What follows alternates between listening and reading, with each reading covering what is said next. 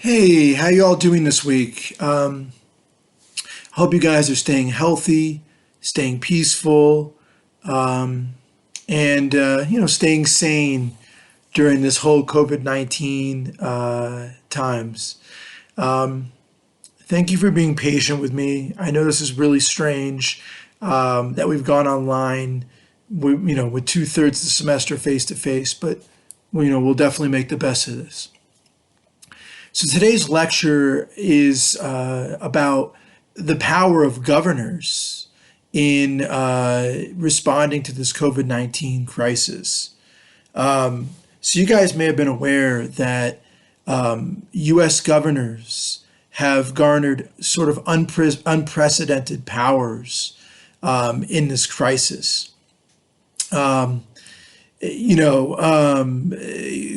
Cuomo from New York and Governor Newsom from California have been making the airwaves for becoming, in a sense, national leaders.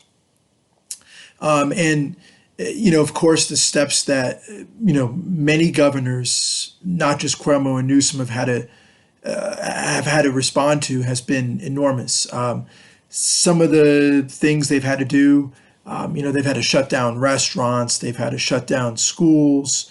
The governors have had to, in some cases, order in the National Guard to be able to help with supplies and like ventilators and personal protection equipment for medical workers. They've had to deal with laying down guidelines for social distancing, just unprecedented. They've even had to get in on the act, governors, of defining what are considered essential workers and what are considered non-essential workers, which is a whole, interesting topic within itself, right? So, governors have taken unprecedented power to respond to this crisis.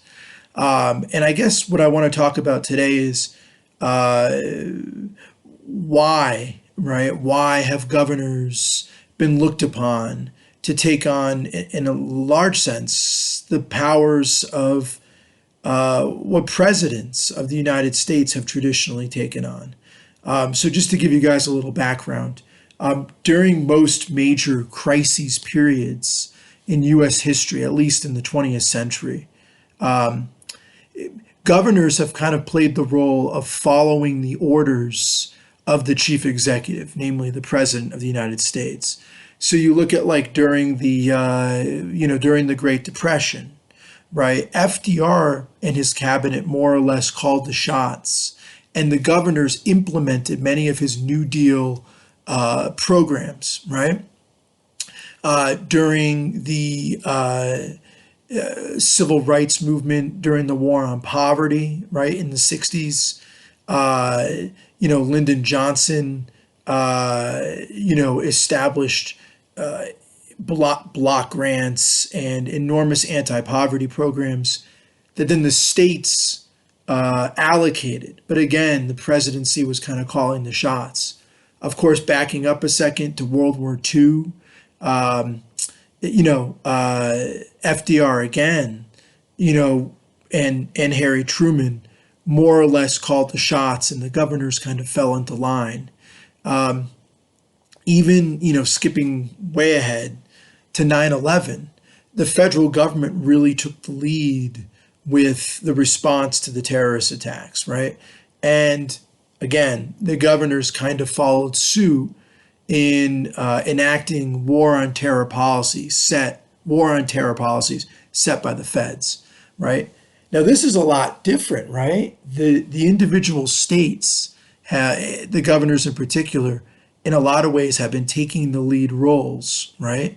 And why is that? Well, depending on your perspective, there's many different explanations for why this has happened, right? Number one, Donald Trump, in the very beginning, whether you love him, whether you hate him, he's obviously incredibly controversial. he was perceived by many governors, particularly from more liberal states. So this has kind of fallen into that whole partisan realm again. You know, Donald Trump was perceived, especially by liberal governors, as not responding adequately to the coronavirus as it spread into the United States. And there is some truth to that, by the way. Trump himself called in the early days of the virus, late February, very early March, he called it a hoax, right? He said that it was being overblown by the media. He talked about how, it's not really much worse than the flu, if worse at all. So he was kind of perceived as not really taking a strong national leadership on this. So many of the state governors, again, more of the liberal governors, stepped right in to kind of, in their perception, fill the void that Trump had left, right? And not assuming the lead in responding to this crisis. So governors took it upon themselves, really. That's the first explanation, why governors have sort of taken so much power, because the Trump administration has been so, you can say, reluctant, right, to buy into the severity of this crisis, right? Number two, the second explanation, maybe why governors have taken such a lead role as opposed to the president. Because governors know what's happening in their jurisdictions better than the feds possibly can, particularly when you're dealing with something like a pandemic that requires more kind of like on the ground, immediate responses. It makes sense why governors have been taking a lead role. The Trump administration can't possibly know, how, what conditions are like in responding to this virus in, say, Boulder County or Jefferson County, as well as, say, the governor of Colorado, right? So this virus has called on local and state governments to respond immediately to conditions in their localities, right? So that's kind of a second explanation, that the governors know better what's happening on the ground in their own states than the federal government possibly can.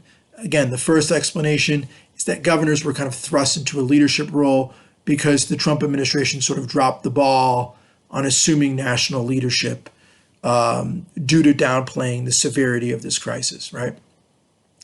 And there's possibly a third explanation for all this. The people have been in every state, in every county, in every town. The majority of Americans have been frightened, right, by the chaos of this threat to their public health, right, to their own health. And then compounding it worse is the fallout of the economy, right? You guys all know about this by now. In addition to over 18,000 deaths in America from the virus, which I vastly understated last time. It's actually much higher. It's 18,000, I believe, and counting. There's now 17 million Americans out of work, right, too. So understandably, many people are frightened. And they look to leaders to step in to assure them that things are going to be okay. So governors, right, particularly the liberal governors, have been stepping up to fill that role to assuage our fear.